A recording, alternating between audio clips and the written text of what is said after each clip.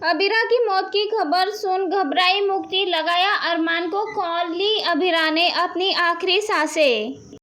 घबराई हुई मुक्ति ने लिया सबसे बड़ा फैसला। जी हाँ दोस्तों, ये रिश्ता क्या कहलाता है कि आगे आने वाले एपिसोड में कहानी में हमें देखने मिलता है कि एक ओर तो दिशा की विदाई हो रही होती है, तो दूसरी ओर अरमान के दिल और दिमाग में कुछ और ही चल रहा होता है। वो पूरी तरह से घबराया हुआ होता है। वही दादिशा के हाथ लग चुका होता है अबीरा का मोबाइल, और लेकिन वो उसे अनलॉक नहीं कर पा रही होती है। वही दादिशा और तानिया को अबीरा के बारे में बात करते हुए देख अरमान वहां पे चला जाता है और कहता है कि आप दोनों को अबीरा के बारे में कुछ भी पता है, तो यहाँ पे वो दोनों इनकार कर देती है। और तभी अरमान कहता है कि मुक्ति भी अबीरा को ढूंढते हुए यहाँ आई थी। अरमान कहता है कि वो मुक्ति का भी कॉल नहीं उठा रही थी। ऐसे में दादिशा कह देती है कि अबीरा इतनी भी ज़्यादा लापरवाह नहीं है। यहाँ पे दादिशा कहती है कि लड़की कहीं बहुत ज़्यादा मुसीबत में तो नहीं है। ऐसे में दादिशा की बात सुनकर अरमान और भी ज़्यादा घबरा जाता है। यहाँ पे देखने को मिलता है कि दिशा और आर्यन की आरती उतारी जा रही होती है, और उस वक्त दीपक जल ही नहीं रहा होता है और उसी पल अपशगुन पे अपशगुन होते जा रहे होते हैं। वहीं दूसरी ओर डॉक्टर्स के सामने हाथ जोड़ते हुए नजर आती है मुक्ति और कहती है कि डॉक्टर प्लीज़ मेरी माँ को किसी भी हाल में बचा लीजिए। और तभी डॉक्टर्स कह देते हैं कि आपके घर में जो भी बड़े हैं उन सबको कॉल करें और जल्दी से जल्दी बुलाएं, क्योंकि आपकी माँ की सर्जरी करनी पड़ेगी। वहीं यहाँ पे देखने को मिलता है कि सारे के सारे वर्कर्स मिलकर कुछ पैसे इकट्ठा करते हैं और अबीरा के इलाज के लिए लेके आ जाते हैं। यहाँ पे हर तरह की मुमकिन कोशिश करने के बावजूद भी अबीरा की जान नहीं बच पाती, और यहाँ पे डॉक्टर्स भी कह देते हैं आई एम सॉरी बेटा।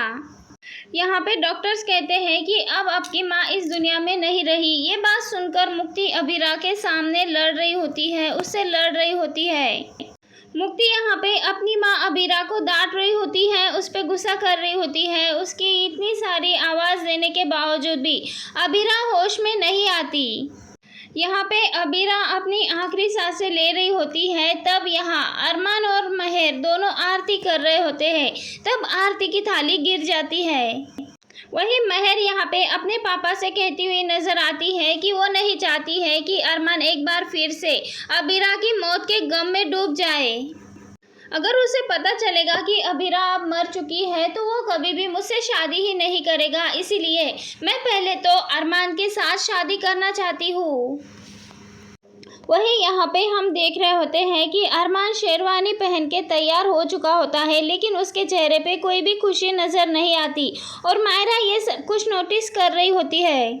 यहाँ पे मायरा अरमान से जाके पूछती है कि बिल्ली बॉय आप सही हो, आपकी आंखें बिल्कुल भी खुश नहीं लग रही, आपके दिल की खुशी आंखों तक नहीं पहुँच रही। तब यहाँ पे अरमान कहता है कि आप खुश हो ना मायरा बेटा, आपकी खुशी में ही मेरी खुशी है।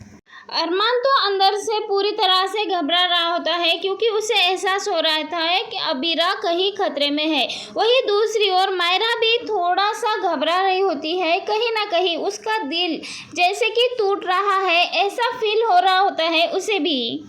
वहीं यहाँ पे डॉक्टर बार बार मुक्ति को कहते हैं कि आप किसी बड़े को बुलाए, हम आपको डेड बॉडी हैंडओवर नहीं कर सकते हैं। तभी यहाँ पे अरमान दूल्हा तो बन जाता है दोस्तों, लेकिन उससे पहले ही जब अरमान बारात लेके जाए उससे पहले ही वो गायब नजर आएगा, क्योंकि घबरा कर मुक्ति अरमान को कॉल करती है और मुक्ति यहाँ पे रो रही होती है। यहाँ पे मुक्ति अरमान को कॉल लगाती है और कहती है कि अंकल अब माँ नहीं रही, प्लीज़ जल्दी आ जाइए। तब यहाँ पे अरमान घबरा जाता है और कहता है कि तुम कहाँ हो, मुझे बताओ, मैं अभी आ रहा हूँ तुम्हारे पास। और तभी मुक्ति बताती है कि मैं हॉस्पिटल में हूँ, माँ अब नहीं रही। जैसे ही अरमान मुक्ति की बात सुनता है, ऐसे में उसके होश उड़ जाते हैं, उसके पैरों तले से ज़मीन खिसक जाती है। जब अरमान को पता चलता है कि अबीरा अब इस दुनिया में नहीं है, बल्कि वो तो अस्पताल में एडमिट थी। जैसे ही अरमान को पता चलता है अबीरा के साथ क्या हुआ है, ऐसे में अरमान सब कुछ छोड़ छाड़ के पूरी तरह से अबीरा की ओर भागने लगता है। अरमान यहाँ पे सब छोड़कर भाग रहा होता है, तब विद्या यहाँ पे अरमान पे बुरी तरह से चिल्लाते हुए नजर आएगी। विद्या कहने वाली है कि आज मेरे बेटे को अगर मुझसे दूर लेके चली गई तो मैं अबीरा को कभी भी नहीं छोड़ूंगी। घबराता हुआ अरमान अस्पताल पहुंचता है। हालात देखकर पूरी तरह से बिखर जाता है। तब यहाँ पे अरमान गुस्से में अबीरा को कहता है कि अबीरा तुम्हें होश में आना ही होगा, मेरे खातिर आना होगा, हमारी मायरू के खातिर आना होगा, तुम्हें वापस आना होगा।